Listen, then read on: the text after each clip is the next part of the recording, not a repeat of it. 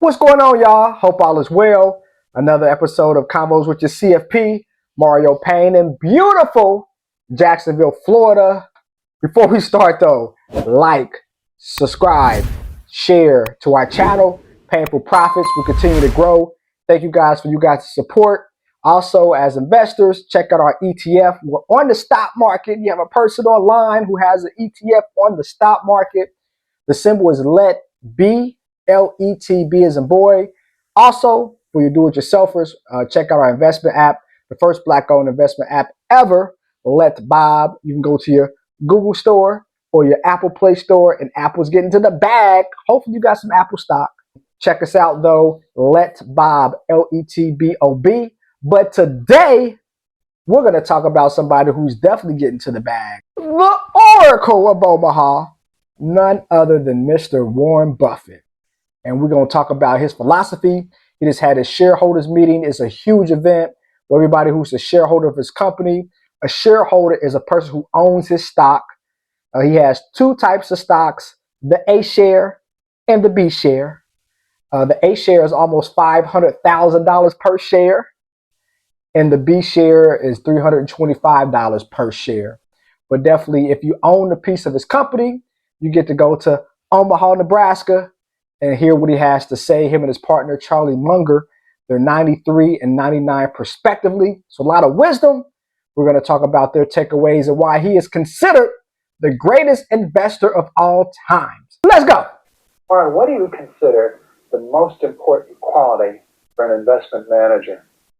It's the temperamental quality, not an intellectual quality. You don't need tons of IQ in this business. I mean, you have to have enough IQ to get from here to downtown Omaha, but you do not have to be able to play three-dimensional chess or be in the top leagues in terms of bridge playing or something of the sort. You need a stable personality. You need a temperament that neither derives great pleasure from being with the crowd or against the crowd. Tell them. Because this is not a business where you take polls. It's a business where you think. And Ben Graham would say that you're not right or wrong because 1,000 people agree with you. And you're not right or wrong because 1,000 people disagree with you. You're right because your facts and your reasoning are right. Now look at this, you guys. Look at this. How Warren Buffett achieved a 30% annual return for 10 plus years. Woo! That is getting to the bag. Over the same time period, the stock market has made over 9%. So $100,000 with Mr. Wizard of Oz, the Oracle of Omaha, you made $30,000. Compared to the stock market with $100,000, you made $9,000. Still, investing is the long-term wave. Compare that to inflation, you still make money. So we always want to invest, but it goes to show a relaxed investor like Warren Buffett and myself, research, evaluate, locate, analyze, execute with an X. Check out my book. Lets you know the power of thinking about something, the power of investing in companies with a lower price, buy low, sell high. And Warren Buffett did that. And year after year after year after year, being consistent, finding companies at a low price, buying them, and when they go up, selling them, again, buying low and selling high, you get to where Warren Buffett is today. But let's look at some of his principles and why he says you need to buy low and how he got to the bag, making 3 times as much as the stock market over the same time frame. Rule number 1, buy businesses' success, not stock gains. As investors, we see it all the time. Shiba Inu going to the moon. Dogecoin going to the moon. AMC going to the moon. You're chasing gains. When you invest, you want to buy things that are solid, stable, that's going to continue to grow. McDonald's. I was flipping burgers there when I was 15. They still around years later. Apple. I'm on my iPhone now. Apple everything. Apple earbuds makes more than most Fortune 500 companies for the year. Just their earbuds, not their MacBooks, not their iPhones. Everybody had an iPod 15 years ago, and look how they evolved, right? What's rule number 2, Warren? Rule number 2, most news is not actual news, right? Think about it. We invest typically on our hearts, not with our minds. And now with social media, with Twitter, everybody being an expert, I say that as I'm talking to you guys, but I'm a certified financial planner, a little bit different than what you see on the internet. I'm certified and I have my own ETF on the stock market. Anyways, individuals typically invest off of news. Give me another one, Warren. Not everyone is trustworthy. Right about that. Everybody is not trustworthy all the time. When we get information from a person, rather it be on TV, on social media, do they have alternative ideas, right? When a person comes up with this great investment idea, is it really a great investment idea? So that's great rule. Number 4, plan on holding forever. I say long-term investing is the way. That is my mantra. That, and of course, paying for profits.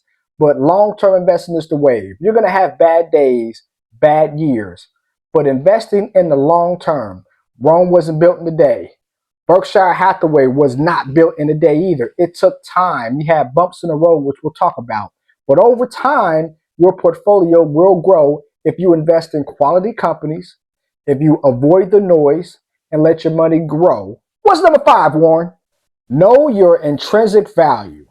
And by doing your job correctly, this is what Warren Buffett means. Intrinsic value is the real value. This hurt people last year from a cryptocurrency standpoint. They was buying these tokens. They had no value. It's like me going to Chuck E. Cheese and buying a token and then selling online. It has no value, but people were buying them. So then when it's shown that it has no value, it's just a token, a made-up coin, it goes down in value and you lose your money. So you want to invest in things that have value. If it's cryptocurrency, look towards something like Bitcoin or Ethereum. Diversification-wise, no more than 5% of your portfolio in cryptocurrency, but those are things that have value. That's intrinsic value. What's next, Warren?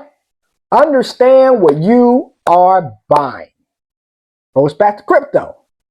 Even when it comes to property, investors who buy land, the land might be a good deal, but do you know what you're buying?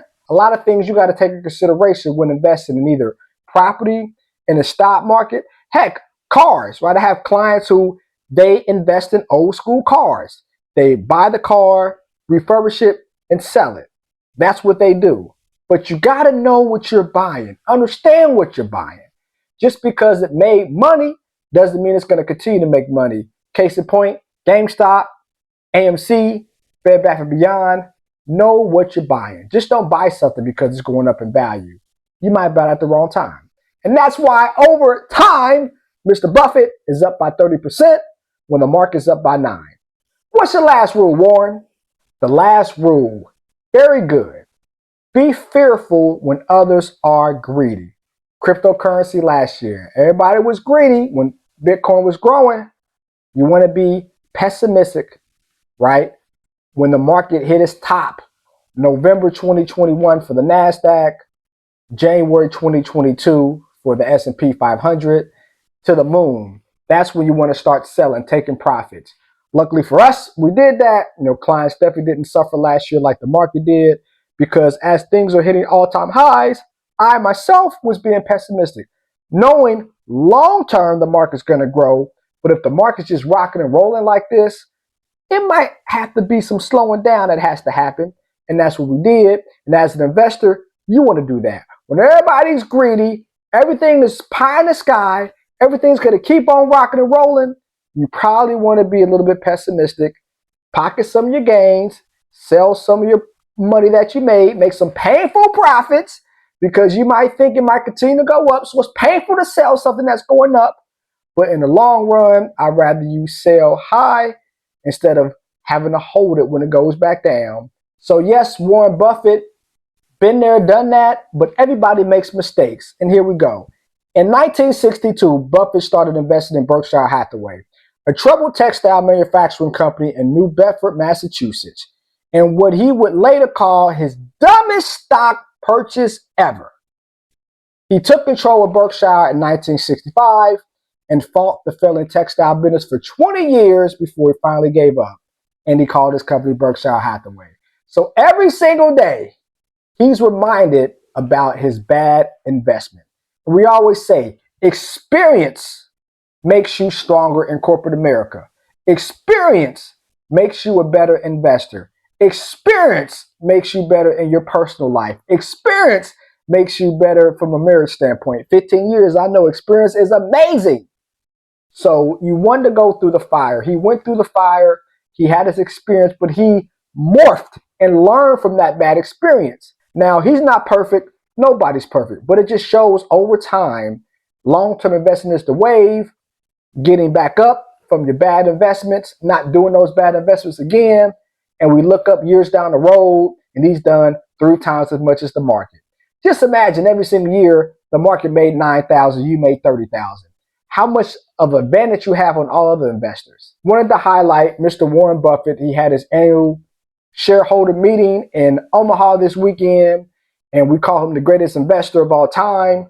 And this is why. He's rocking and rolling, was a pioneer for so many people. But let us know, you like Warren Buffett? Is there any other financial advisors or any other money managers that's rocking and rolling that we should highlight? Let us know. As always, be healthy. Let's make some paper profits together, y'all. Peace.